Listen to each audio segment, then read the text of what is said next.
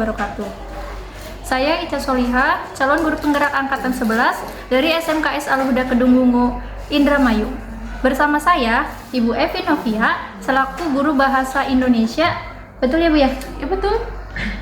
Ibu Evi, Assalamualaikum, apa kabar? Waalaikumsalam warahmatullahi wabarakatuh. Alhamdulillah hari ini kabar saya sangat baik sekali. Baik, jadi video ini akan berisi tentang aksi nyata pada modul 2.3 yang mana kegiatannya itu ada pra-observasi, kemudian observasi kelas, dan yang terakhir adalah pasca observasi. Kegiatan kita hari ini yaitu pra-observasi, gitu ya Bu ya. Dimulai bisa? Bisa. Baik, jadi tujuan supervisi akademik ini yaitu untuk mengetahui serta mengevaluasi berjalannya proses pembelajaran yang akan Ibu terapkan. Kemudian adanya kegiatan praobservasi ini yaitu untuk persiapan awal sebelum melakukan kegiatan pembelajaran di dalam kelas. Tujuannya agar Ibu menjadi lebih siap dan lebih yakin atas berjalannya proses pembelajaran nanti, seperti itu Bu. Jadi nantinya akan ada beberapa pertanyaan yang saya ajukan. Pertanyaan pertama nih Bu, nanti tujuan pembelajaran yang akan Ibu terapkan di dalam kelas itu apa? Tujuan pembelajarannya karena sekarang saya sedang membahas tentang materi teks laporan hasil observasi. Jadi tujuan pembelajarannya yang pertama, peserta didik dapat memahami definisi teks laporan hasil observasi. Yang kedua, ada peserta didik dapat memahami tujuan dan manfaat teks laporan hasil observasi, dan yang terakhir peserta didik dapat mengidentifikasi karakteristik teks laporan hasil observasi. Jadi tujuan pembelajarannya ada 3. Ya, jadi tujuan pembelajarannya itu nanti ada 3. Materinya itu tentang teks laporan hasil observasi gitu ya Bu ya. Kemudian area pengembangannya nanti itu apa? Area pengembangannya? Iya. Di kelas 10 DKV ya, 2 ya? Keseluruhan 10 DKV, tapi nanti insya Allah di kelas 10 DKV 2. Oke. Kemudian rancangan pembelajarannya nih Bu, rancangan pembelajaran yang nanti akan diterapkan itu mulai dari strategi, kemudian model pembelajarannya, dan metode yang akan diterapkan itu apa? Strategi pendekatan. Pertama, strateginya pendekatannya saya karena sedang belajar understanding by design, jadi saya menerapkan understanding by design pada peserta didik. Tujuannya agar tujuan pembelajarannya agar tersampaikan dengan baik, karena understanding by design ini menekankan atau menitik beratkan pada pemahaman siswa secara mendalam dan pengalaman pembelajaran yang lebih bermakna. Untuk model pembelajarannya Ibu apa? Kalau model pembelajarannya saya menggunakan problem based learning ya, karena problem based learning ini cocok untuk teks laporan hasil observasi. Oke, jadi nanti strategi pendekatan yang akan Ibu terapkan itu adalah understanding by design. Kemudian model pembelajarannya adalah berbasis masalah gitu ya? Berbasis masalah. Metodenya apa Bu kira-kira nanti? Metodenya saya menggunakan diskusi kelompok ya, agar peserta didik dapat berpendapat dalam kelompok mereka.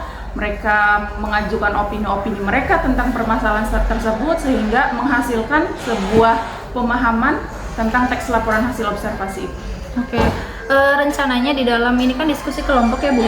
Rencananya nanti dalam satu kelompok itu terdiri dari berapa murid? Rencananya satu kelompok 4-5 siswa. Oke, 4-5 siswa ya.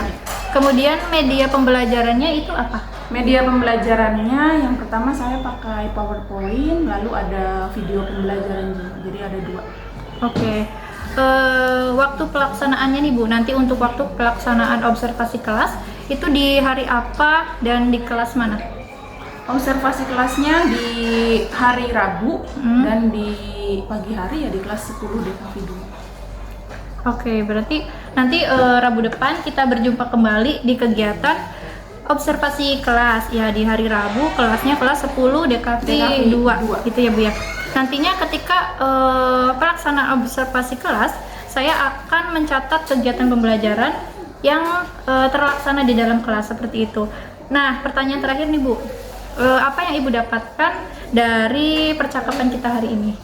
Setelah kita berbincang di sini, jadi saya dapat gambaran yang lebih jelas mengenai proses pembelajaran yang akan saya lakukan di kelas.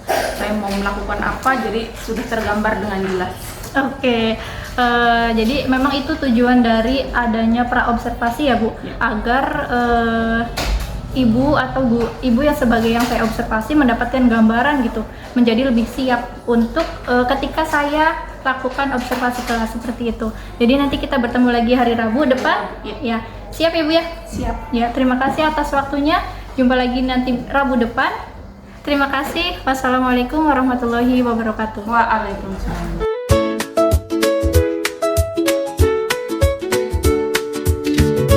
Assalamualaikum warahmatullahi wabarakatuh.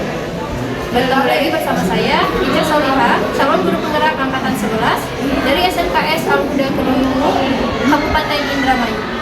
Pada kegiatan kali ini, saya akan melakukan kegiatan observasi kelas bersama saya, Ibu Evi Novia, selaku guru bahasa Indonesia ya. Hari ini kita akan melakukan observasi kelas di kelas 10 DKV 2. Terima kasih. Assalamualaikum warahmatullahi wabarakatuh. Waalaikumsalam warahmatullahi wabarakatuh. Gimana kabarnya hari ini? Baik. So, hari ini bertemu lagi dengan Ibu. Mata pelajaran apa? Coba lihat temannya yang di samping kalian. Udah rapi belum bajunya? Rapi. Nah, beda nih bajunya nih. Kenapa nih? Dicuci. Belum setrika. Oke, lihat di kolong ada sampah nggak? Aman ya? Nah, kebersihan sebagian dari pokoknya jaga kebersihan, jaga kerapihan. Itu salah satu keyakinan kelas kita kan, harus menjaga kebersihan, menjaga kerapihan. Ini cek absensi dulu hari ini. Ada yang nggak masuk? Ya, kenapa nih?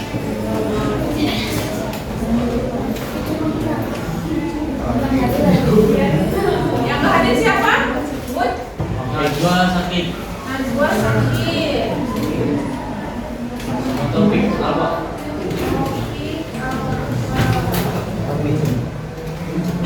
Ada lagi? 2 orang saja. Ada yang masih ingat? Materi sebelumnya kita belajar apa? Puisi. Materi sebelumnya kita belajar puisi. Belajar mengekspresikan perasaan, pikiran, dan imajinasi kita ke dalam suatu kata-kata yang indah.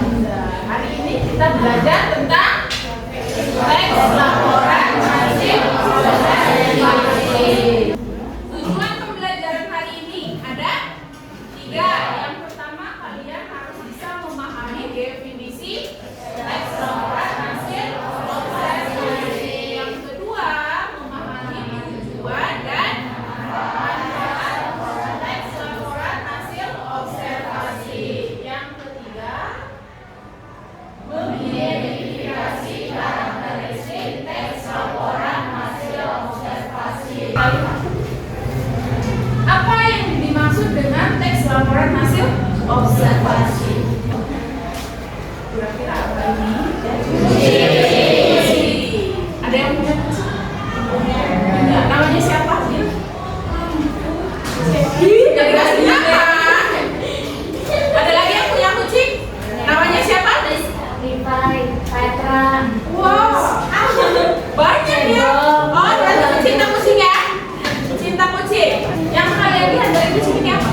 Kucing. Boy. Oke, gemuk. Ada kumisnya, betul loh, ada kumisnya. Jadi ada kumisnya nggak, Bun? Bulunya halus. Bulunya apa? Ada. Terus? Iya, dari pusaka. Iya. Kucing nyakar kan? Nyakarin apa aja coba? Karpet, batu, pohon, apa lagi? Kursi,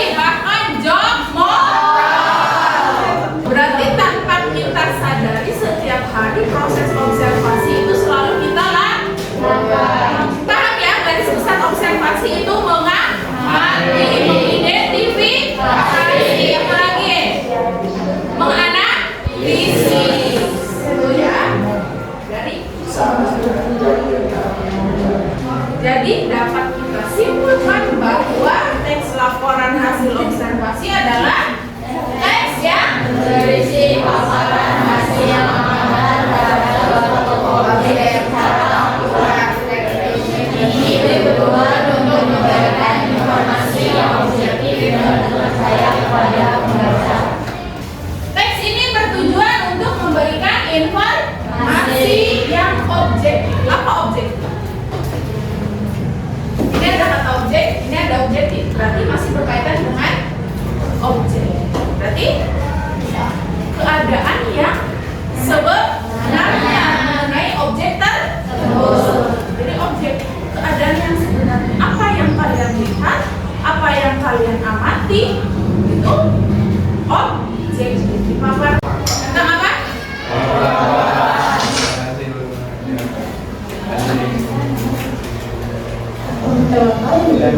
Dari fokus putihnya atau disebut juga pemulung adalah tumbuhan payung yang berbatang tinggi. Tingginya bisa mencapai 3 meter. Buahnya tertutup sabut dan tempurung yang keras. Di dalamnya terdapat daging yang mengandung santan dan air. Kenapa ada sebutan dari nama buah? Buah ini diperkirakan berasal dari pesisir Samudra Hindia di sisi Asia. Namun, kini telah menyebar luas di seluruh pantai tropika dunia. Manfaat pohon kelapa. 1. Manfaat lidi. Lidi berasal Dari video itu apa yang kalian temukan? Nah, apa yang kalian temukan dari video itu? Pertama ada apa? Ada manfaat. Oke. Terus ada apa lagi? Ada ciri-ciri. Tuh. Ada apa lagi? Ada tujuan. Ada definisi. Dia mengulik tentang pohon kelapa, analisisnya dari mulai daunnya, pohonnya, batangnya sampai akar, sabunnya, daging buah dan lain-lain. Pokoknya keseluruhan tentang kelapa dianalisis, diamati dan dijadikan sebuah teks laporan hasil observasi. Berdiri semuanya.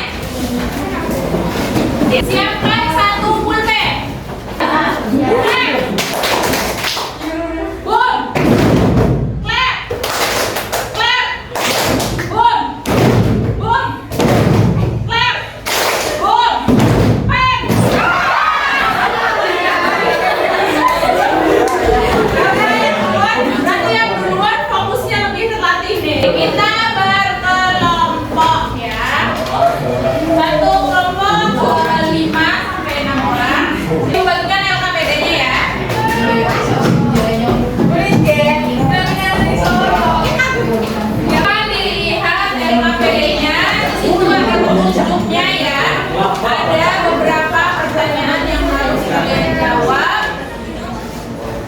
Tulis di buku masing-masing, samakan persepsinya setiap kelompok. Jadi kalian diskusi dulu kira-kira pertanyaan itu apa jawabannya.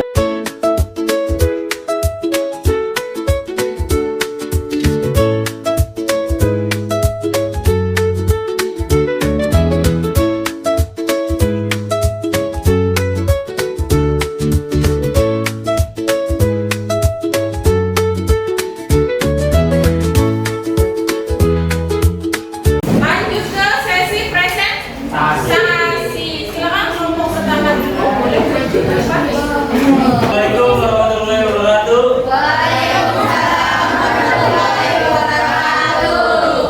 Kami akan mempresentasikan hasil diskusi kelompok kami sebagai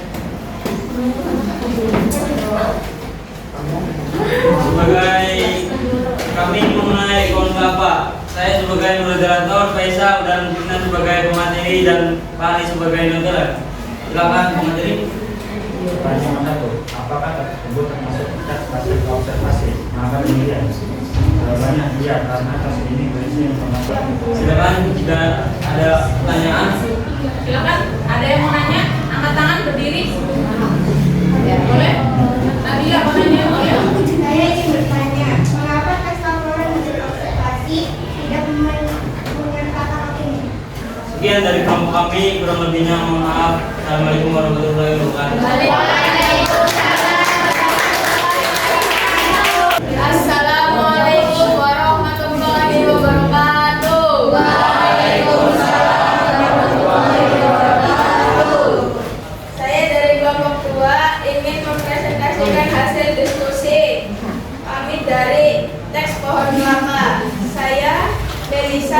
sebagai moderator dan Renika, Ika, sama Cindy menjadi pemateri.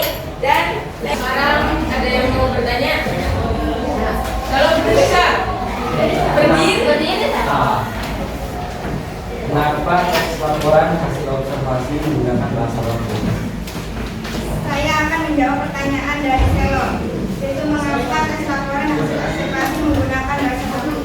Karena teks laporan hasil observasi termasuk teks. Sekian dari kelompok kami, kurang lebihnya mohon maaf. Wassalamualaikum warahmatullahi wabarakatuh. Dapat kita simpulkan bahwa teks tersebut termasuk teks observasi, teks laporan hasil observasi.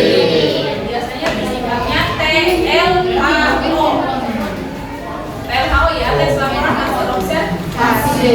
Pertanyaan yang pertama, mengapa teks tersebut termasuk teks laporan hasil observasi? Tadi dari beberapa kelompok yang sudah menjelaskan, jawabannya iya, karena teks tersebut mengambil hasil pengamatan dari pohon dengan objek sesuai dengan keadaan bedanya yang sebenarnya. Universal atau umum. Universal itu umum kan?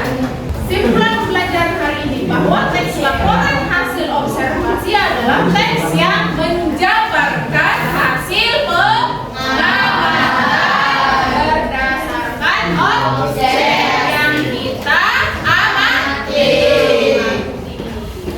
Manfaatnya untuk melatih keterampilan menulis, untuk melatih berkomunikasi. Banyak manfaat. Ada yang merefleksikan pembelajaran hari ini seperti apa? Mudah ya. Karena teks laporan hasil observasi itu sering kita temui dan sering kita lakukan. Ibu akhiri pertemuan kita hari ini. Adapun tujuan pembelajaran selanjutnya, silakan kalian cari mengenai struktur teks laporan hasil observasi. Nanti kita bertemu lagi minggu depan. Kalian sudah ada gambaran mengenai struktur teks laporan hasil observasi. Paham ya? Terima kasih. Wassalamualaikum warahmatullahi wabarakatuh. Waalaikumsalam warahmatullahi wabarakatuh.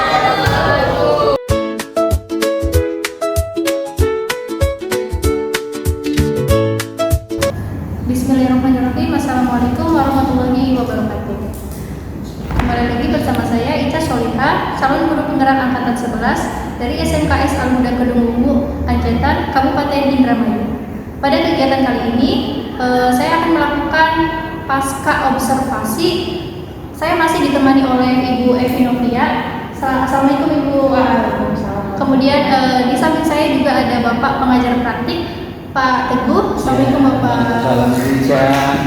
Jadi kegiatan kita kali ini itu pasca observasi ya Pak.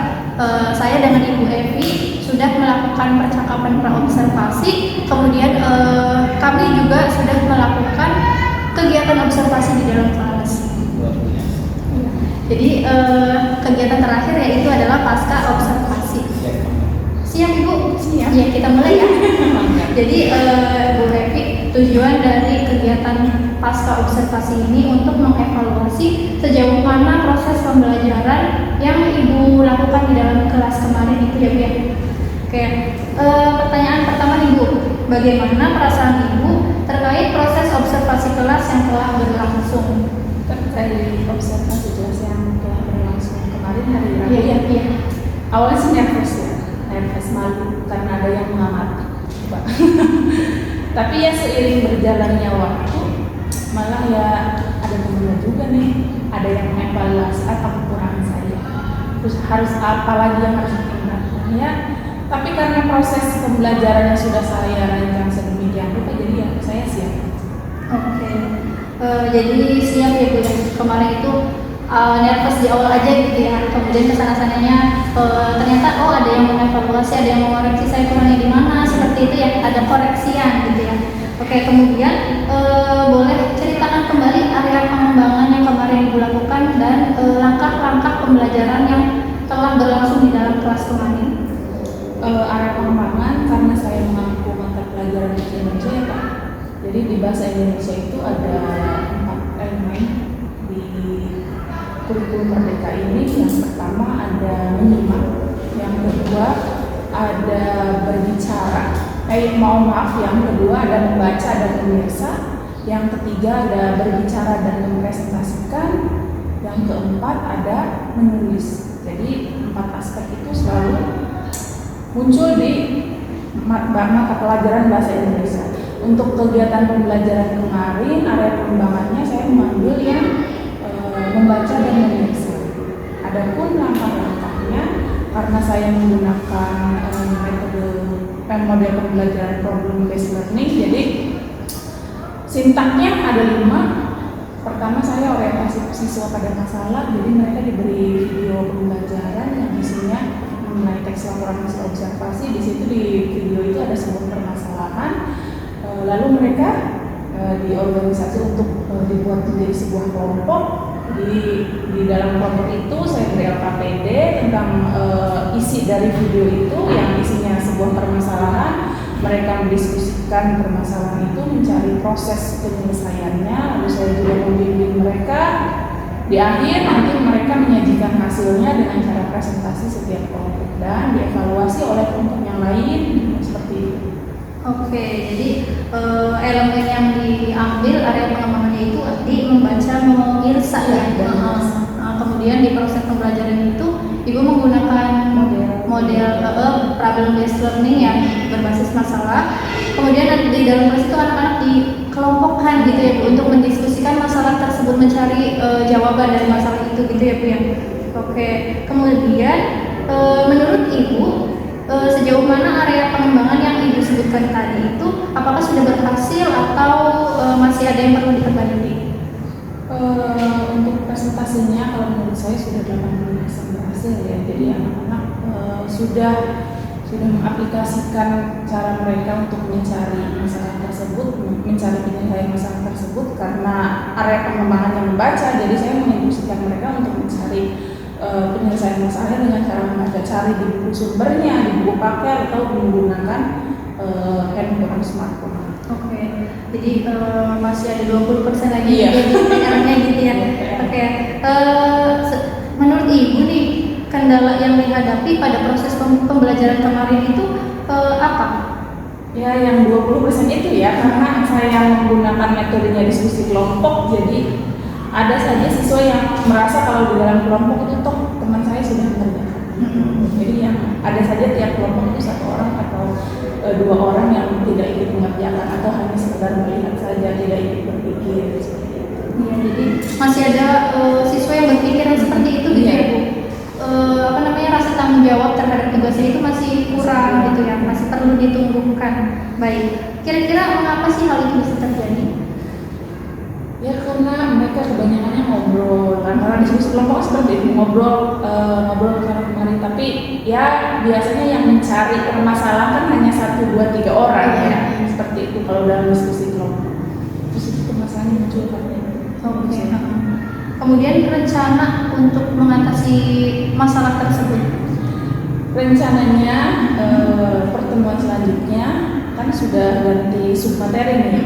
Jadi saya ingin pakai PJBL atau Project Based Learning.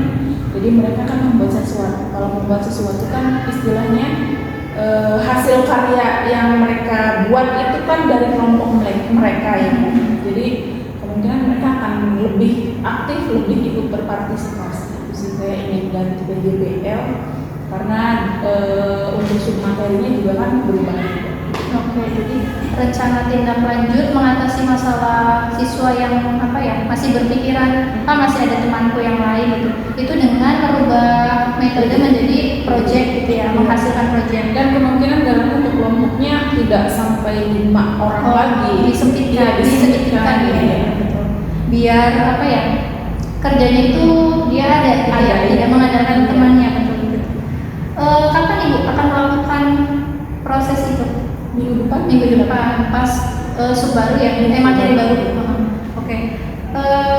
Itu saja pertanyaan dari saya, Ibu Evi. Terima kasih. Kemudian selanjutnya saya persilahkan Bapak Teguh untuk memberikan umpan balik terhadap proses yang telah kita lalui.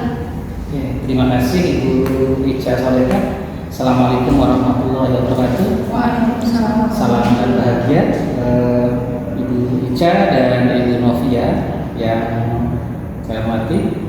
Tadi sudah saya amati percakapannya atau coachingnya tifta banget ya, tifta banget.